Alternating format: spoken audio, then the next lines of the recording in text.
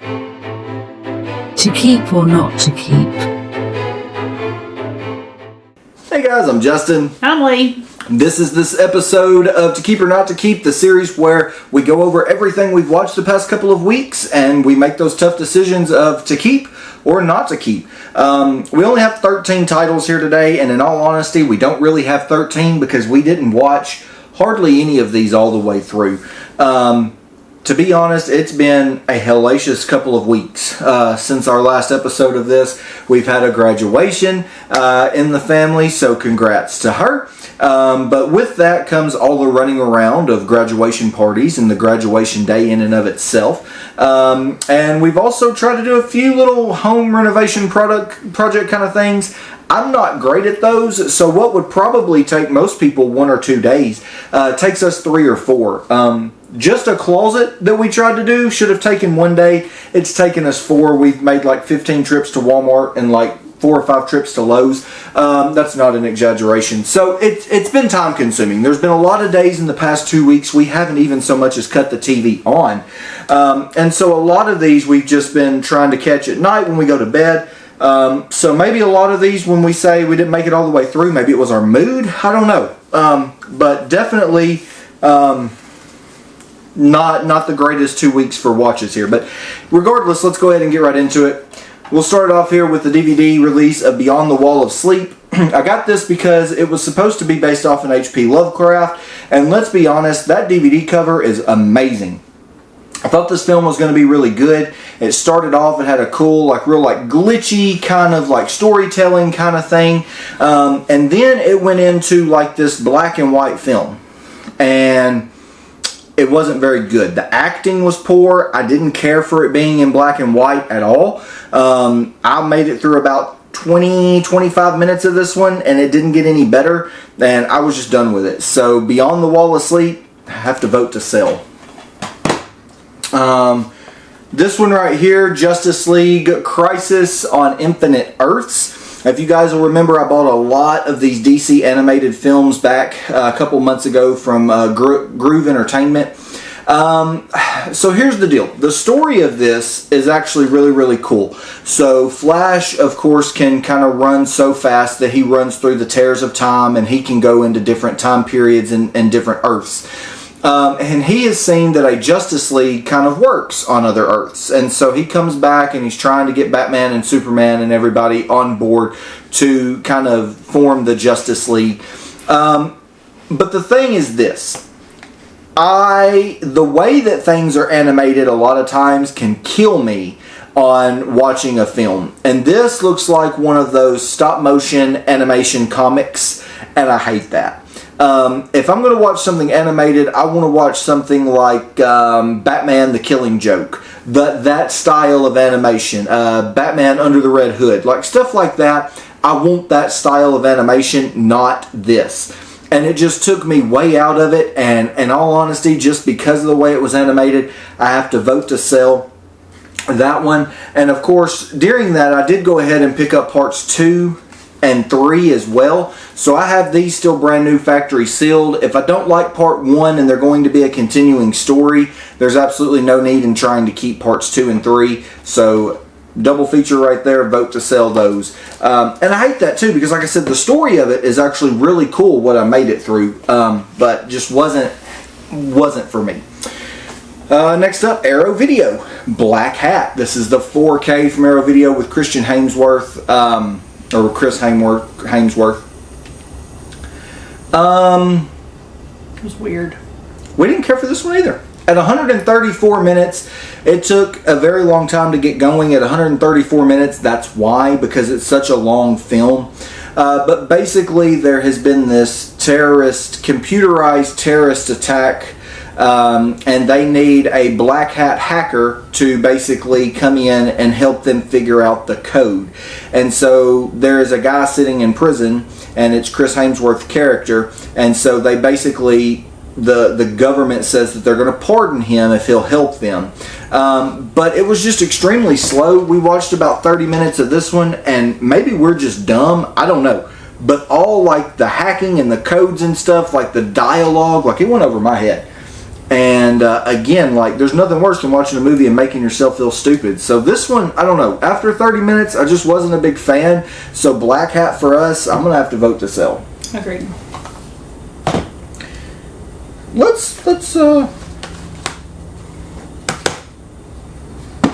I'm trying to make it better and it's not working. Next up, The Adventures of Super Dave. This one is going to be the House Divided title here. Super Dave, I grew up watching Super Dave, like the reruns, because it was an actual television series for a little bit. It's stupid, it's quirky, it's cheesy, it's everything under the sun. We watched this movie from 2000. Will I ever watch this again? I don't know, but I actually do still enjoy it. I had the DVD of this growing up. For me, more so than Leigh, I think this is like a nostalgia kind of movie. So for me, I have to vote to keep. Yeah, I vote to sell. Yeah, so for now, I will keep it just because it is one that, I mean, it's nostalgic. So anyways, I will vote to keep this one for now. Why am I here? Why am I here? I know, I can hear you now. Yeah. Next up, the Scooby-Doo. And next up, the Scooby-Doo movies. That was my stamp. So we actually watched part 1 with Ava, and she actually really enjoyed it. And we watched part 2 on our own just to go ahead and get this collection out of the way. But she actually has a copy that she can watch in her little TV in the car. So at some point, hopefully, she can watch it by herself. But like this weekend when we go to the beach. Yeah.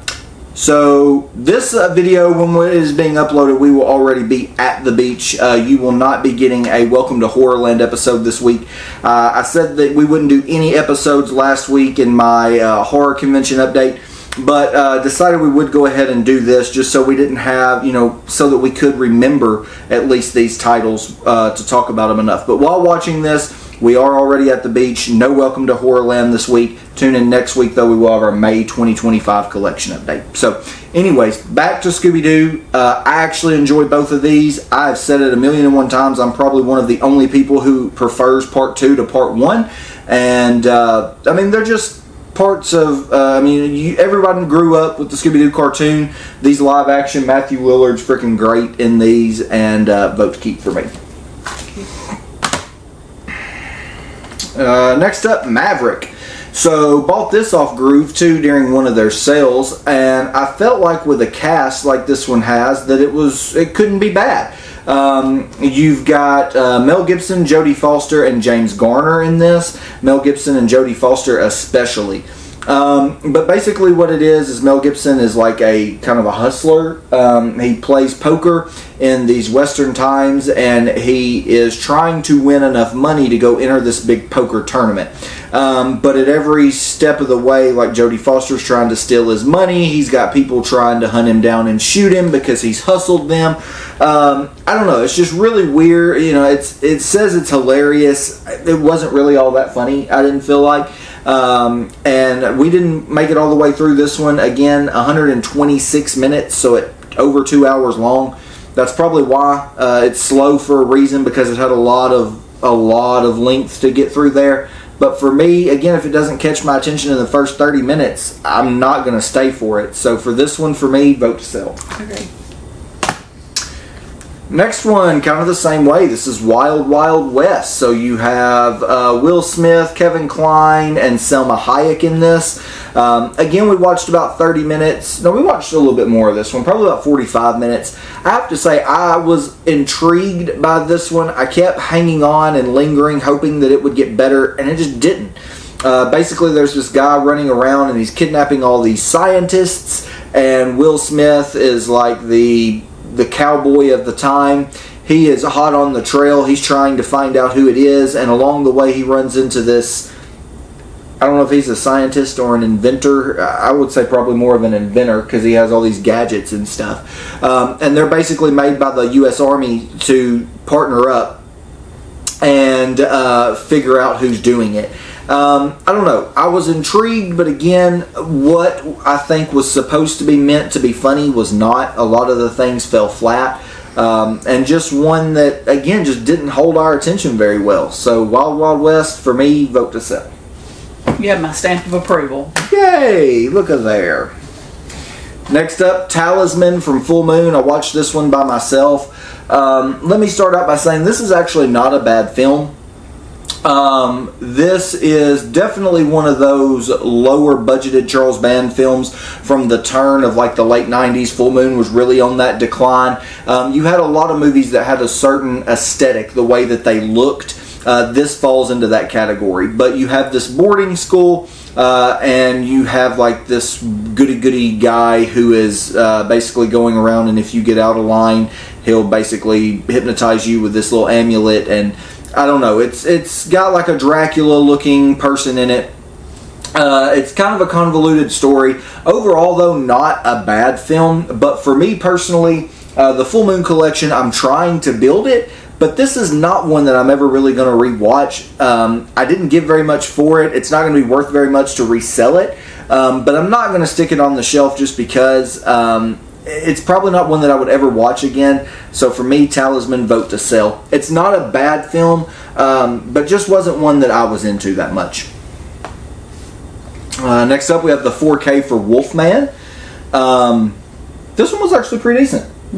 Very dark. Like, not just dark, like the actual movie was dark. Yes, it is a very, like color wise, it was very dark. Basically, the story of this one is this guy is he's all about his family, he's all about his daughter, and his father was kind of an asshole growing up, and he's left home.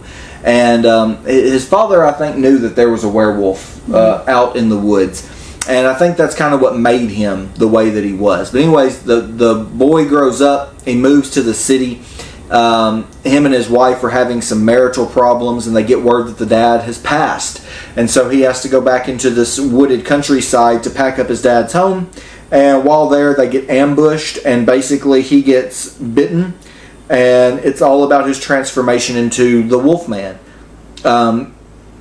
Overall, pretty good. I really enjoy the way that they're doing these. I believe this was made by the same guy who did, The Invisible Man. We really enjoyed that one too. I'm really enjoying the way that they're doing these. I hope that they keep it up and continue. For me, for this one personally, I would have to vote to keep. I enjoyed it. Agreed. Next up, Sworn to Justice, the Cynthia Rothrock film here. This one was pretty good. Basically, her friend is murdered, and so she basically uses her karate skills and goes out for justice on her own. That's about the easiest way to describe it. Not a bad film. Actually, one of her stronger performances, I think. I would put this one up right next to, like, right after China O'Brien. And like China O'Brien, then this one, and then like everything else is a very steady decline of hers. Like The Lady Reporter is terrible, but I did actually enjoy this one, and it again gonna add, be a great addition to the Vinegar Syndrome collection. So for me, vote to keep. Okay. And then we will end this episode with the last one right here. Man, it is insane how much horror we do not have this time. Nope. Next up, Sonic the Hedgehog 3. I have an eyelash in my eye, so excuse me while I get that out. Anyway, Sonic the Hedgehog 3. I enjoyed this one. I do have to say, though, I did not enjoy this one as much as part 1 and 2. Agreed. Still a very enjoyable film. It was really cool to see Shadow. If you played the games while during your childhood, or if you still play the Sonic games today, it was really cool to see Shadow kind of get his part. They did introduce, after the end credits, there's a new character introduced. I'm sure she is probably from the games, but I do not remember her. I don't remember. It's like she's a pink hedgehog. I can only assume it's a female hedgehog. But anyways, basically Shadow has...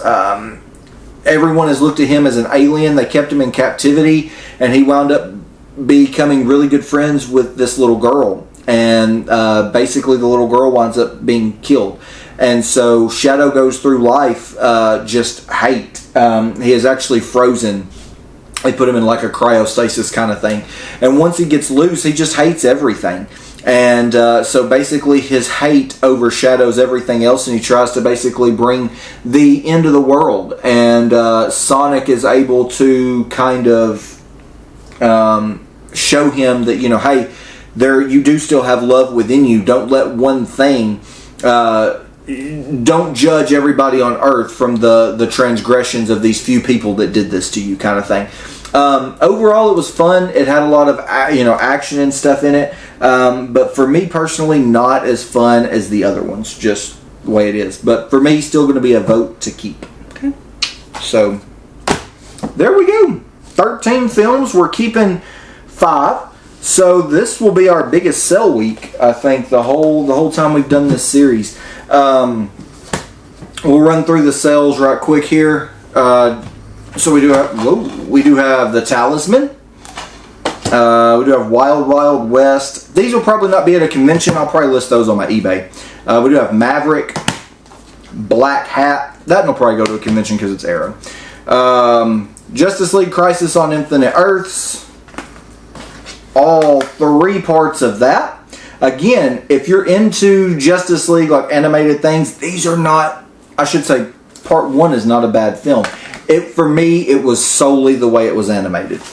And then ending here, Beyond the Wall of Sleep on DVD. So we've actually got quite a bit in the sale stack this week. So the next go around, I don't know how much. Again, like I said, we are at the beach currently while you're watching this. We wanted to kind of get this pre-filmed so that we didn't forget the storyline of absolutely everything we had watched. I don't know how much we're going to get watched at the beach. My intention right now is to take a player and hopefully watch a few, get through a few horror DVDs and things. I don't know how much we'll watch together. We get home, we've got to jump right back into that convention mindset because we leave about a week after we get back for Indianapolis. Again, go to last week's video for the horror convention update. We've got all the guest lists and all the information in that video. So I don't really know how much we're going to get watched. So the next video, we'll try to do it in 2 weeks. We may have to wind up pushing it to 3 or so. You'll get more watch than me. Yeah.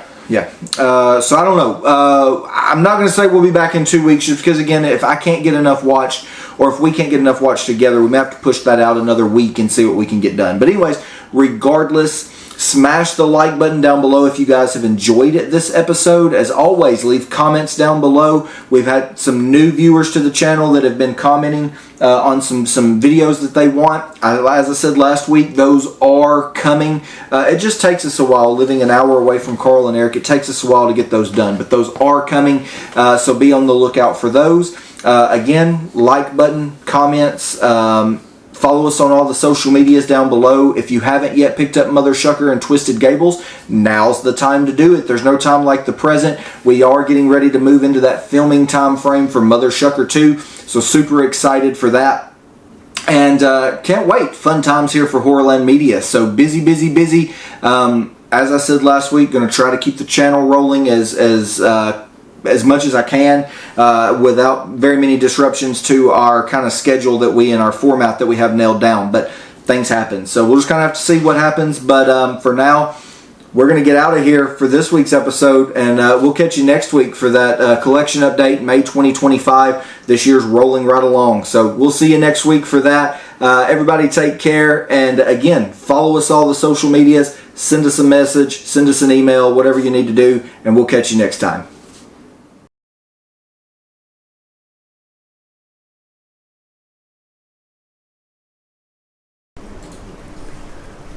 Well, looky here. It says somebody done survived. Who in the fuck has survived Mothershucker? And they're getting married. Now, what kind of bullshit is this? Let me read this again. And they're getting married. I'll be damned. What are we going to do about this? I'll tell you what we're going to do. We're going to kill the sumbitch. They won't survive twice. Daddy's fixing to get ripped. It's time to get the shuck up and get the shuck out. And it's trying to get punked, bitches. Punked.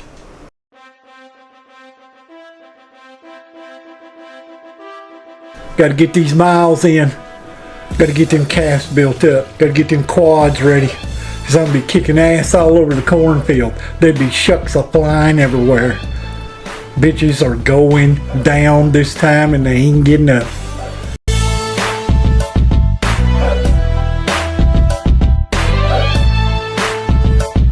Give me something heavy to lift. There it is. Work 'em, daddy. Work 'em, daddy. Woo! Them biceps going. I'll be knocking bitches out.